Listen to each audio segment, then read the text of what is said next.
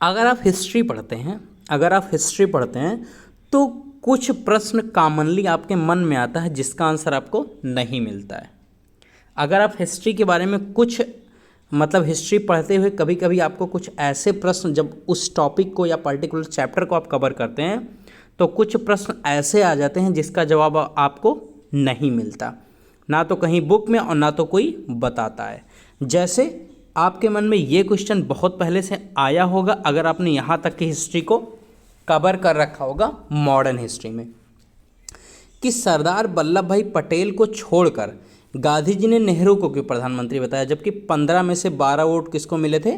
पटेल जी को। किसको? पटेल जी को। एक और क्वेश्चन, क्या यहाँ पर गांधी जी की मनमानी थी? ये क्वेश्चन आता है। क्यों गांधी जी नेहरू को प्रधानमंत्री बनाना चाहते थे? ये भी क्वेश्चन आता है। मतलब इसके पीछे का लॉजिक क्या है? सबके खिलाफ होने के बावजूद, कोई भी नहीं पसंद कर रहा था जवाहरलाल नेहरू जी को, लेकिन गांधी जी की वजह से जवाहरलाल नेहरू जी को ही प्रधानमंत्री पहला बनाया गया भारत का। अब बाकी कैसी चीज़ें थी, सही थी कि नहीं, क्यों ऐसा हुआ, इसके पीछे की बात कोई नहीं बताता और ना तो आपको पता होता है। तो अगर आपने यहाँ तक की हिस्ट्री कवर कर रखी है तो ये क्वेश्चन अब भी आपके मन में होगा और आपको समझ नहीं आ रहा होगा कि आखिर में ऐसा क्यों हुआ था, आप इसका रीज़न क्या है। तो मैं आज आपको ये क्लियर करूँगा बिल्कुल अच्छे से कि क्यों ऐसी चीज़ें घटी थी, इसके पीछे का रीज़न क्या था। तो देखिए, ये क्वेश्चन मैंने इंग्लिश में भी मेंशन कर रखा है। ये जो भी मैंने अभी हिंदी बताया वो बिल्कुल इंग्लिश में वही सेम क्वेश्चन है कि क्यों गांधी जी ने ऐसा किया। जब डेमोक्रेसी में मेजॉरिटी चलती है तो मेजॉरिटी तो सरदार वल्लभ भाई पटेल जी के पास थी, तो फिर जवाहरलाल नेहरू जी को क्यों प्रधानमंत्री बनाया गया। तो चलिए बिना टाइम वेस्ट करते हुए मैं आपको इसके बारे में पूरा विस्तार से बताता हूँ। Hello my dear student, my name is Vishal Srivastava, I am an assistant teacher. Welcome to my channel Vishal study room. I hope आप सब बहुत अच्छे होंगे। तो चलिए सेशन की शुरुआत करते हैं। देखिए, हिस्ट्री के बारे में पहले थोड़ा सा जान लेते हैं कि ये जब हम क्लियर हो गया कि हमारा जो देश है, ये जब हमें क्लियर हो गया कि हमारा जो देश है वो 15 अगस्त 1947 को आज़ाद होने वाला है, लेकिन इसकी पावर जो है ब्रिटिश गवर्नमेंट ने हमें 1 साल पहले ही दे दी थी। मतलब 1946 में ही हमें अंतरिम सरकार बनाने की इजाज़त दे दी थी। मतलब हमें पता था कि हम आज़ाद 15 अगस्त 1947 को होंगे, लेकिन उसके 1 साल पहले ही ब्रिटिश ने पावर को इंडियन के हाथ में डिलीवर कर दी थी। अब अंतरिम गवर्नमेंट बनना था। क्या बनना था? अंतरिम गवर्नमेंट बनाई जानी थी। तो अब ये डिसाइड किया जाना था, एक्चुअली ये डिसाइड किया गया था कि जो प्रेसिडेंट होगा कांग्रेस का, आईएनसी का, इंडियन नेशनल कांग्रेस का, जो भी इसका लास्ट अंतिम में वो होगा, जो इसका प्रेसिडेंट होगा वही प्राइम मिनिस्टर बनेगा। मतलब सिंपल सी बात है, जो इंडियन नेशनल कांग्रेस का अध्यक्ष होगा वही आगे चलकर भारत का प्रधानमंत्री पहला बनेगा। और आपको मैं बता दूं, उस समय मौलाना अबुल कलाम आज़ाद क्या थे? आईएनसी के अध्यक्ष थे, इंडियन नेशनल कांग्रेस के अध्यक्ष थे, और पिछले 6 सालों से वो इस पोजीशन पर बने हुए थे। लेकिन अब उन्हें यह छोड़ना था। एक्चुअली इसमें उनकी कोई मर्जी नहीं थी, ना तो वो चाहते थे छोड़ना, लेकिन छोड़ना उन्हें क्यों पड़ा, चलिए हम आगे बताते हैं। तो थोड़ी सी आपको ये समझ में आई होगी कि 15 अगस्त 1947 को हमें पता था कि हम आज़ाद हो जाएंगे, लेकिन ब्रिटिश वालों ने 1 साल पहले ही पावर को इंडियन हैंड में सौंप दी थी और अंतरिम सरकार का गठन होना था। तो अंतरिम सरकार के गठन में ये डिसाइड किया गया था कि जो इंडियन नेशनल कांग्रेस, उस समय की जो कांग्रेस थी, उसका जो प्रेसिडेंट या अध्यक्ष होगा वही प्रधानमंत्री भी बनेगा भारत का पहला। तो उस समय मौलाना अबुल कलाम आज़ाद जी कांग्रेस के प्रेसिडेंट थे और वो लगभग 6 सालों से इस पर बने हुए थे, लेकिन वो अब उन्हें छोड़ना पड़ा। क्यों, इसके बारे में बात करते हैं। देखिए, गांधी जी ने ये क्लियर कर दिया था कि वो कांग्रेस किसके हाथों में देना चाहते हैं? नेहरू के हाथों में। किसके हाथों में? नेहरू के हाथों में। ऑन अप्रैल 1946 की बात है, उन्होंने एक मौलाना अबुल कलाम को गांधी जी ने एक लेटर लिखा और उसमें ये लिखा कि ये स्टेटमेंट, मतलब जो गांधी जी ने लिखा ये बताया कि आप ये स्टेटमेंट लिखकर जारी कर दीजिए। मतलब बताया गांधी जी ने और जारी किससे करवाया? मौलाना अबुल कलाम आज़ाद से। उसमें ये लिखा था कि he no longer want to continue as a president. मौलाना अब मतलब गांधी जी ने ये कहा कि तुम ये लिख कर दे दो कि तुम अब इस पद पर नहीं रहना चाहते हो खुद से। अब भाई मौलाना अबुल कलाम आज़ाद मजबूर थे क्योंकि गांधी जी ने कहा था, ये गांधी जी ने खुद कहा था एक लेटर में लिखकर, तो मजबूरन ना चाहते हुए भी मौलाना अबुल कलाम आज़ाद को INC मतलब इंडियन नेशनल कांग्रेस के प्रेसिडेंट पद से इस्तीफा देना पड़ता है मजबूरन। तो पहली प्रॉब्लम सिचुएशन यहाँ हुई कि मौलाना अबुल कलाम को हटाया गया, मौलाना अबुल कलाम को इस पोजीशन से हटाया गया। अब देखिए एक और चीज़ गांधी जी ने ये क्लियर कर दिया था, ये क्लियर किया था कि अगर गांधी जी ने ये कहा कि अगर मेरी कोई ओपिनियन मांगता है इस टाइम तो मैं प्रेसिडेंट के लिए जवाहरलाल नेहरू जी का नाम रिकमेंड करूंगा, और जिसके लिए बहुत सारे रीज़न हैं। अच्छा, ये कलेक्टर वर्क वाबिल 90 पेज नंबर 315 पर लिखा हुआ है बिल्कुल ये चीज़ें जो उन्होंने कही थी उस समय। क्या कही थी? जब मौलाना अबुल कलाम आज़ाद जी इस्तीफ़ा दे दिए गांधी जी के प्रेशर में, तो गांधी जी ने एक बात कही कि मुझसे अगर कोई इस समय पूछना चाहेगा कि इस समय कांग्रेस का अध्यक्ष कौन बनना चाहिए तो मैं जवाहरलाल नेहरू का नाम रिकमेंड करूंगा, और उसके पीछे बहुत सारे रीज़न हैं, अभी मैं उसको बताना नहीं चाहता हूं। अब देखिए, जब ये लेटर गांधी जी ने दिया किसको? मौलाना अबुल कलाम आज़ाद को, और मौलाना अबुल कलाम आज़ाद ना चाहते हुए भी उन्हें प्रेसिडेंट पद से इस्तीफ़ा देना पड़ा। अब ये बात हर जगह फैल गई कि गांधी जी कांग्रेस का अध्यक्ष किसे बनाना चाहते हैं? नेहरू को, और कांग्रेस का अध्यक्ष बनाएंगे उसके बाद नेहरू को प्राइम मिनिस्टर भी बना देंगे। क्यों? क्योंकि कांग्रेस का जो अध्यक्ष होगा वही आगे चलकर प्रेसिडेंट बन जाएगा, ये इंतरिम सरकार में बताया गया था। अब देखो, मीटिंग रखी गई 29 अप्रैल 1946 को, जिसमें प्रेसिडेंट का इलेक्शन होना था। जितनी भी वर्किंग कमेटी थी वो सब इकट्ठा हुई, एक मीटिंग रखी 29 अप्रैल 1946 को, और ये कहा गया कि हमें अपना नया प्रेसिडेंट कांग्रेस के लिए इलेक्ट करना है, और जो भी इस समय का प्रेसिडेंट होगा वही आगे चलकर प्राइम मिनिस्टर भी बनेगा कुछ महीनों के बाद, जब गवर्नमेंट फुल्ली रन करने लगेगी। तो जो इंडियन नेशनल कांग्रेस का अध्यक्ष होगा उसी को हम क्या बना देंगे? प्रेसिडेंट। आई होप यहाँ तक आपको समझ आया होगा, ये डिसीजन लिया गया। अब देखिए महात्मा गांधी के अलावा बहुत सारे बड़े लीडर्स इंक्लूड थे, जैसे नेहरू, सरदार पटेल, आचार्य कृपलानी, राजेंद्र प्रसाद, खान अब्दुल गफ्फार खान, ये सब इन्वॉल्व थे उस मीटिंग में, और हर कोई जानता था कि गांधी जी तो पूरा सपोर्ट कर रहे हैं किसको? नेहरू को। गांधी जी ने तो पूरा मन बना लिया है कि वो किसे प्रेसिडेंट बनाएंगे? गांधी जी को। ये जानते थे कि गांधी जी ने मन बना लिया है किसको प्रेसिडेंट बनाने का? नेहरू जी को, लेकिन फिर भी फॉर्मेलिटी हो रही थी। अब देखिए आगे क्या होता है। जैसे कि परंपरा पहले से ही चल रही थी कि जो कांग्रेस का प्रेसिडेंट होगा उसका चुनाव कैसे होगा। बहुत ध्यान से देखिए, ये पहले से ही डिसाइड था, एक्चुअली पहले से ही हो रहा था, क्योंकि INC शायद 1885 में बना था। इंडियन नेशनल कांग्रेस की स्थापना 1885 में हुई थी, तो तब से इलेक्शन ऐसे ही होता था, पोलिंग करवाया जाता था, वोटिंग करवाया जाता था, और जिसके प्रति वोट सबसे ज़्यादा होता था उसी को इंडियन नेशनल कांग्रेस का अध्यक्ष बना दिया जाता था। तो इसी के तहत जितने भी प्रोविंशियल कमेटी थी सबको बुलाया गया, और ये कहा गया कि आप वोट दीजिए सबके फेवर में। जितने लोग उस मीटिंग में थे मैंने आपको बता दिया कि नेहरू थे, क्योंकि गांधी जी थे नहीं, क्योंकि गांधी जी नेहरू को ही इंक्लूड किए थे, तो नेहरू खड़े हो रहे थे इलेक्शन के लिए, सरदार पटेल थे, आचार्य कृपलानी थे, राजेंद्र प्रसाद थे, और खान अब्दुल गफ्फार खान थे। इतने लोग प्रेसिडेंट के इलेक्शन के लिए खड़े थे कांग्रेस के, और जो इसमें से चुना जाता वही आगे चलकर प्राइम मिनिस्टर बन जाता भारत का, और बना भी। अब देखिए क्या हुआ, 15 कमेटियाँ जो प्रोविंशियल कमेटियाँ थी वो आई, जो वोटिंग करनी थी जिनको।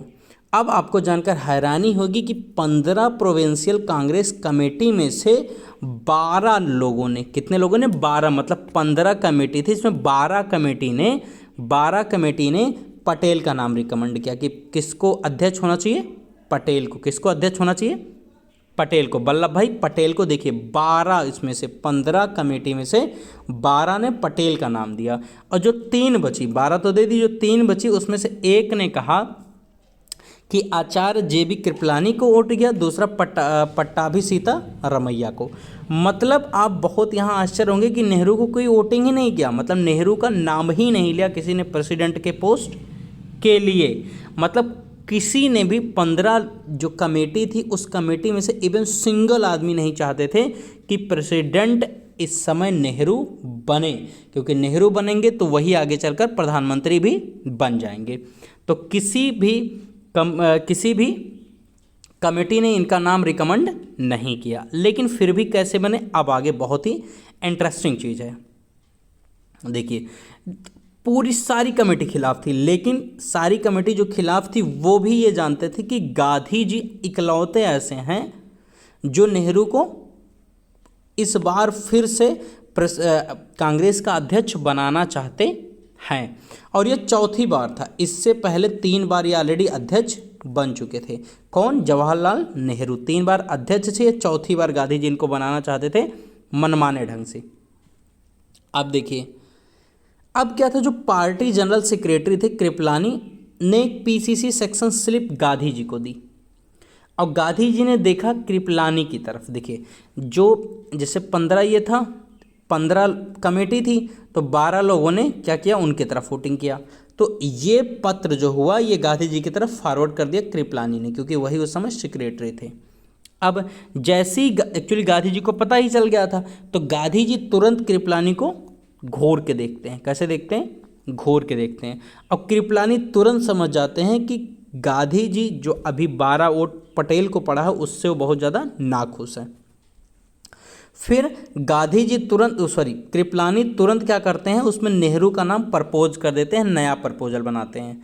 और जो लोग बचे होते हैं, अब जब गांधी जी सबकी तरफ देखते हैं तो भैया हर कोई डर जाता है, सिंपली सी बात है, क्योंकि वो उस समय सबसे बड़े नेता थे। तो मजबूरन सभी को साइन करना पड़ता है नेहरू के नाम पर। किसके नाम पर, नेहरू के नाम पर। अब यहाँ पर 2 कैंडिडेट हो गए। कितने कैंडिडेट हो गए, 2। एक आपके नेहरू हो गए और दूसरे आपके पटेल। और नेहरू को गांधी जी की वजह से अभी कुछ वोट मिले, नहीं तो 12 कमेटियाँ निर्विरोध इनको चाहती थी, नेहरू को कोई चाहता ही नहीं था।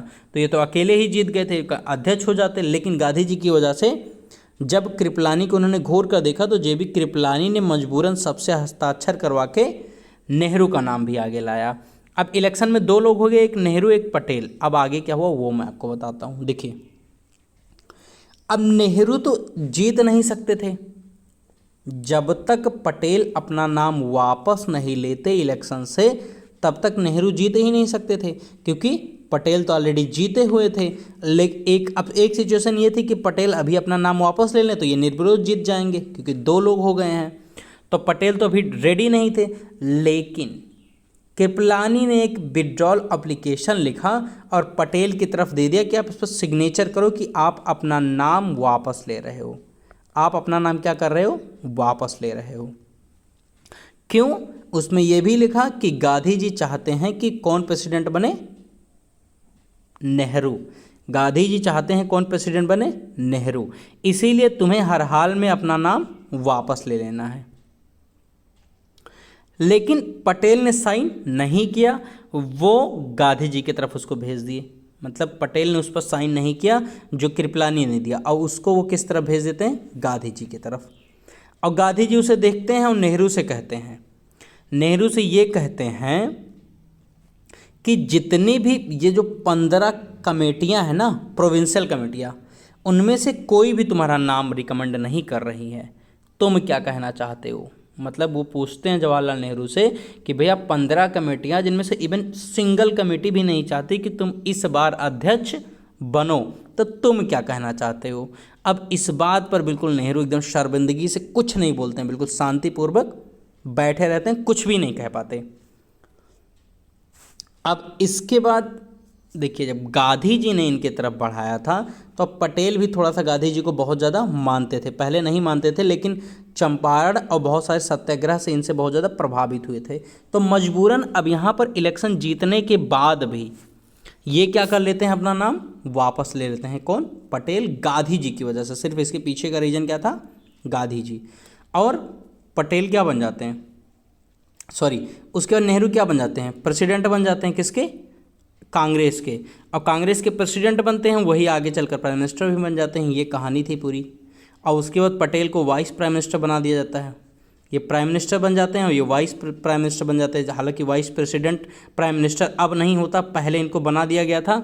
लेकिन यहाँ पर एक चीज़ बहुत गड़बड़ हुई थी जिसके मैं बिल्कुल अगेंस्ट हूँ, कि गांधी जी ने जब पटेल को 15 में से 12 कमेटियां ने वोट की, तो फिर ये अपने मनमानी ढंग से क्यों जवाहरलाल नेहरू को प्रधानमंत्री बनाए। ये बहुत बड़ा ब्लंडर किए थे उस समय। अब देखिए, ये पूरी बात कृपलानी ने अपने एक किताब में लिखी है, Gandhi his life and thoughts, Gandhi ji की जीवन और उनके विचार। उसमें इस पूरे घटना को उन्होंने लिखा हुआ है जो अभी मैंने आपको बताया। अब देखिए एक और क्वेश्चन, गांधी जी ने ऐसा क्यों किया, उन्होंने वो क्यों बनाना चाहते थे जवाहरलाल नेहरू जी को। एक जर्नलिस्ट दुर्गादास थे। कौन थे? दुर्गादास। एक जर्नलिस्ट थे दुर्गादास। जब एक बार कॉन्फ्रेंस हो रही थी तो उसमें गांधी जी से उन्होंने ये क्वेश्चन किया कि पटेल हर तरीके से बेटर थे जवाहरलाल नेहरू से। एक नेगोशिएटर भी थे, एक ऑर्गेनाइजर भी थे एज अ कांग्रेस प्रेसिडेंट के रूप में, लेकिन आपने नेहरू को क्यों आगे किया? आपने गवर्नमेंट चलाने के लिए नेहरू को क्यों आगे किया?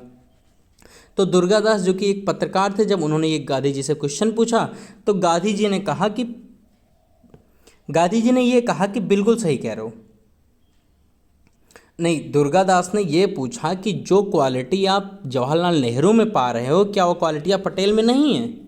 तो जवाहरलाल नेहरू तब गांधी जी हंसने लगे और कहे कि जवाहर हमारे कैंप में अकेला अंग्रेज है।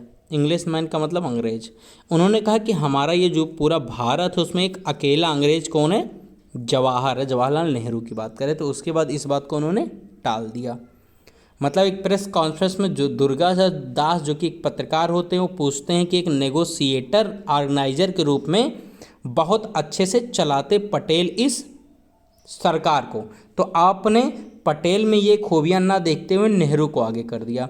तो गांधी जी बोलते हैं कि जवाहर ही हमारे कैंप में एक अकेला इंग्लिश मतलब अंग्रेज है।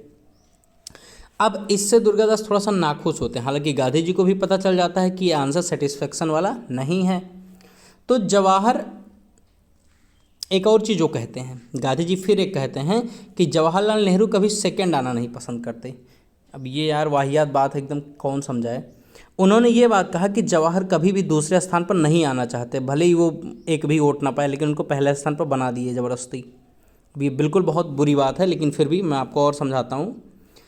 देखो जो गांधी जी ने ये कहा कि जवाहर कभी दूसरे स्थान पर नहीं आना चाहते। दूसरा, वो इंटरनेशनल सब्जेक्ट को अच्छे से समझ पाएंगे पटेल के मुकाबले। ये बात कुछ हद तक सही मैं मान सकता हूँ कि उनका ये कहना था कि जो जवाहरलाल नेहरू हैं वो पटेल से ज़्यादा अच्छे तरीके से इंटरनेशनल सब्जेक्ट जो होगा, जो अंतर्राष्ट्रीय मामले होंगे, उसे समझ सकते हैं और उसके लिए वो अच्छा रोल प्ले कर सकते हैं।